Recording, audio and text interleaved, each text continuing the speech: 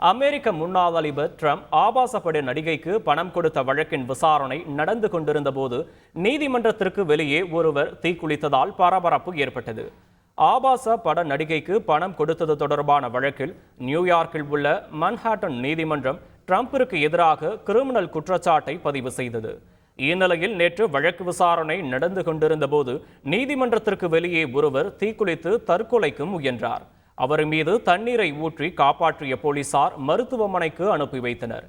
தீப்பற்றி எரிந்து கொண்டிருந்த போது ஊழலை அம்பலப்படுத்துங்கள் என்று அந்த நபர் உரக்க கூறியதாக சம்பவத்தை நேரில் பார்த்தவர்கள் தெரிவித்துள்ளனர். அமெரிக்காவின் மேரிலாந்து மாகாணத்தில் கிரீன்பெல்ட் நகர பூங்காவில் மாணவர்கள் 100க்கும் மேற்பட்டோர் கூடியிருந்த நிலையில் அங்கு நடத்தப்பட்ட துப்பாக்கிச் சூட்டில் 5 மாணவர்கள் படுகாயமடைந்த சம்பவம் அதிர்ச்சியை ஏற்படுத்தியுள்ளது. போலீசார் இச்சம்பவம் குறித்து தீவிர விசாரணை நடத்தி வரும் நிலையில் தப்பியோடிய குற்றவாளியை தேடி வருகின்றனர்.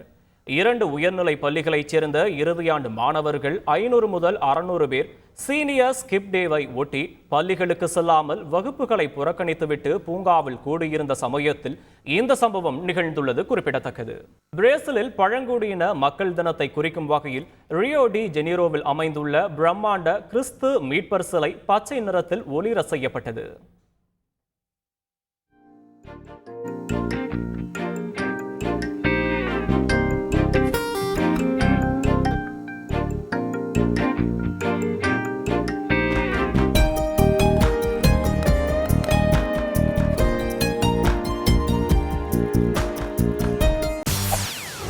செய்திகளை உடனுக்குடன் தெரிந்து கொள்ள உடனே சப்ஸ்கிரைப் பண்ணுங்க.